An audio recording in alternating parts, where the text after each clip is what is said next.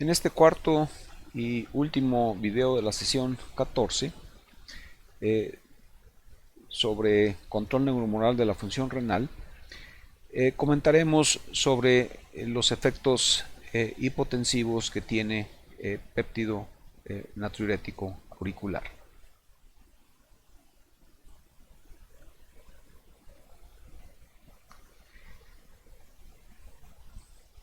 Bien, péptido natriurético influye sobre la presión arterial y a dosis farmacológicas, péptido tiene un efecto vasodilatador directo sobre grandes vasos previamente preconstreñidos, y este efecto es mediado por el receptor A para péptido y GMP cíclico.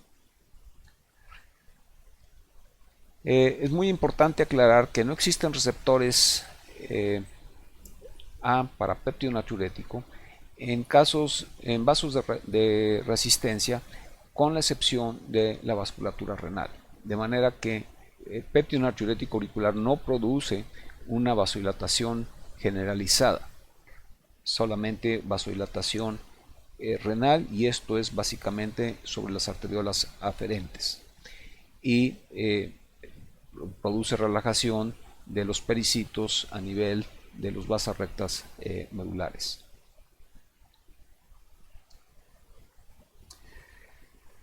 La infusión aguda de péptido natriurético A o péptido natriurético C está ampliamente demostrado que disminuye la presión arterial de manera transitoria. La transitoriedad es función básicamente de la vida media corta que tienen estos péptidos, por una parte, y por otra, por el que se echa a andar mecanismos de compensación a través de varorreflejos. La sobreexpresión constitutiva de péptido natriurético auricular se sabe que induce hipotensión crónica, de manera entonces que podemos plantear que péptido tiene efectos hipotensores, ya sea a concentraciones fisiológicas agudas o crónicas.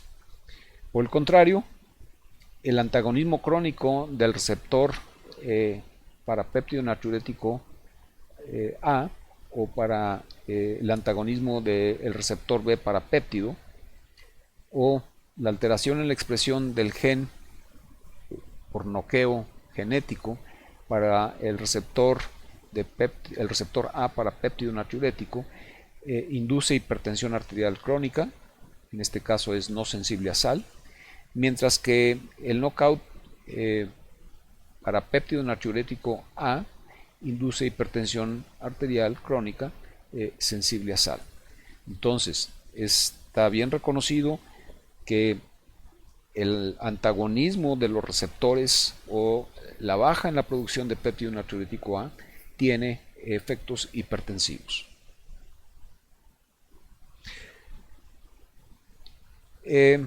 Dado este escenario en el que los péptidos inducen hipotensión arterial, pero no a través de un mecanismo directo de vasodilatación, excepto por los vasos renales, entonces esto dio pie a investigar cuáles eran los mecanismos por los que péptido inducía hipotensión. Este esquema resume bastante bien estos mecanismos. Entonces, el aumento de niveles de péptido natriurético a niveles fisiológicos, en principio, pues aumenta la excreción de sal y agua. De hecho, de ahí deriva su nombre de péptido natriurético. Pero también aumenta la extravasación de líquido desde el espacio vascular hacia el espacio intersticial. En conjunto, el aumento en la excreción de sal y agua y el aumento en la extravasación capilar reducen el volumen intravascular.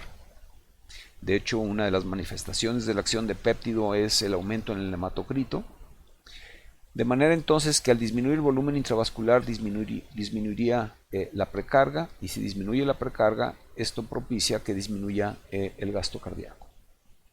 Otra acción de niveles fisiológicos de péptido natriurético es que disminuye la liberación de catecolaminas tanto de las terminaciones nerviosas simpáticas como de la médula adrenal. Si a esto le agregamos el hecho de que otra acción de péptido es sensibilizar el barroreceptor cardiopulmonar, entonces lo que hace es que aumenta la actividad simpática, la actividad vagal aferente, y al aumentar esta actividad aferente vagal, esto propicia pues disminución en la actividad nerviosa simpática eferente. En conjunto, estos dos elementos contribuirían a explicar la disminución en la contractilidad cardíaca, a explicar la disminución en la frecuencia cardíaca, y si conjuntamos la disminución en la contractilidad con disminución en la frecuencia, esto va a inducir o a conducir a disminución en gasto cardíaco. Por otra parte, la disminución en la actividad simpática eferente va a propiciar disminución en la resistencia vascular periférica. Si a eso agregamos el hecho de que péptido natriurético auricular en condiciones fisiológicas disminuye la liberación de renina y por lo tanto la formación de angiotensina 2 circulante, entonces tenemos dos factores: uno, la disminución de actividad nerviosa simpática eferente, y otro, la disminución en la formación de angiotensina, para explicar la disminución en la resistencia periférica total. De manera entonces que se disminuye el gasto y disminuye la resistencia periférica, esto tiende a producir disminución de la presión arterial.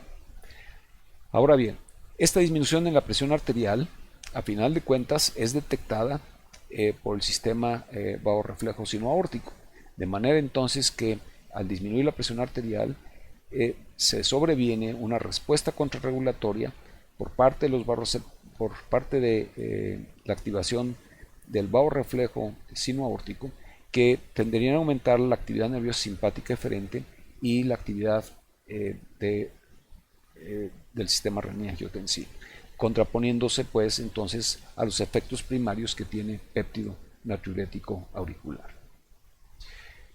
Dado este esquema, entonces podemos plantear que el efecto agudo de péptido natriurético auricular es inducir natriuresis y diuresis de corta duración, pero de mediana intensidad.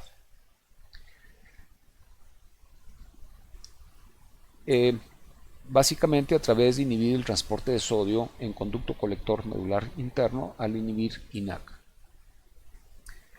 También sabemos que inhibe los mecanismos antinatriuréticos, específicamente el sistema nervioso simpático, sistema renina-angiotensina, aldosterona y hormona antidiurética, como lo acabamos de describir hace unos minutos. Bien, entonces, aparte de producir natriuresis y diuresis, produce hipotensión arterial. Y cabe decir que la respuesta hipotensora se observa aún en animales que han sido nefrectomizados, de manera entonces que el efecto hipotensor no es primariamente dependiente de la disminución de volumen sanguíneo. De manera entonces que la evidencia actual sugiere que la hipotensión arterial es en principio dado por el hecho de que al aumentar la permeabilidad vascular disminuye el volumen intravascular y eso disminuye el retorno venoso. Por otra parte, péptido natriurético auricular disminuye el tono venomotor, con lo cual contribuye a disminuir también el retorno venoso, y ambos hechos propician disminución del gasto cardíaco. Si a esto aunamos el hecho de que el péptido natriurético auricular atenúa la compensación vaorrefleja en cuanto a frecuencia cardíaca y resistencia periférica, entonces ello puede explicar el efecto agudo transitorio de disminución de la presión arterial. Bien, quiero insistir que péptido no produce vasodilatación directa de vasos extrarrenales.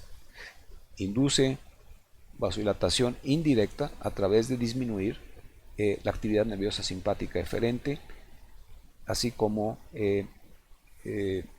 la supresión de la actividad suprarrenal. Bien.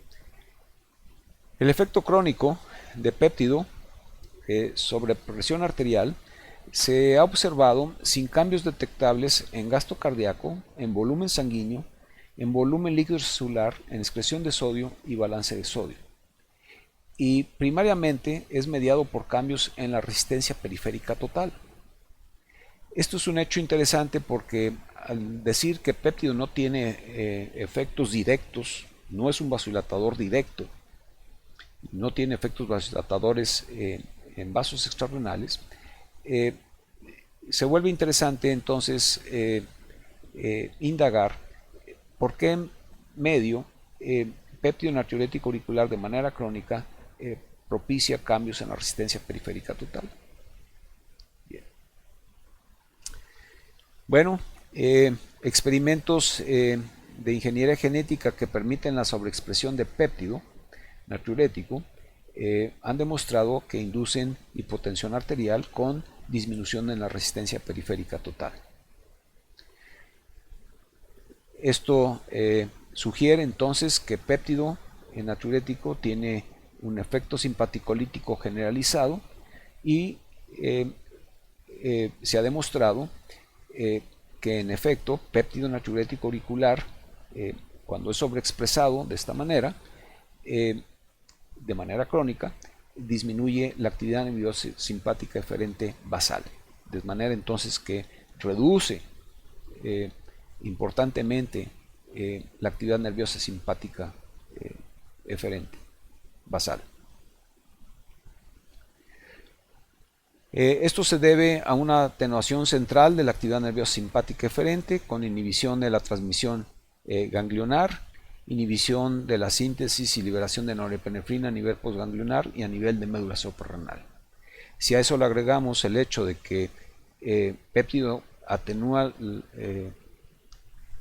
la compensación barorrefleja propiciada por la disminución de la presión arterial, entonces esto explica parte de su efecto hipotensivo. En consecuencia, de manera crónica, péptido natriurético auricular disminuye los niveles plasmáticos de norepinefrina y la respuesta al bloqueo ganglionar está atenuada, fundamentalmente por estas acciones simpaticolíticas. Por otra parte, si nos vamos al extremo opuesto, los efectos crónicos de péptido, de la ausencia de péptido natriurético auricular, propicia pues aumento de presión arterial, la falta crónica de péptido, y eso lo logra sin cambios detectables en gasto cardíaco, en volumen sanguíneo, volumen líquido celular, excreción de sodio y balance de sodio. Y nuevamente es primariamente mediado por cambios en la resistencia periférica total. De manera que si utilizando ingeniería genética inducimos knockout homocigota para la producción de péptido natriurético auricular, entonces no tenemos péptido y esto está demostrado que induce hipertensión arterial con aumento en la resistencia periférica total y a consecuencia de la hipertensión arterial existe hipertrofia ventricular izquierda. En este caso, la actividad nerviosa simpática eferente basal está francamente aumentada. No hay atenuación de la compensación barorrefleja en frecuencia cardíaca y resistencia periférica. De manera entonces que los niveles de norepinefrina plasmática están aumentados y la respuesta al bloqueo ganglionar está aumentada. Ello contribuye pues a el efecto hipertensivo que tiene el suprimir la producción de péptido natriurético auricular.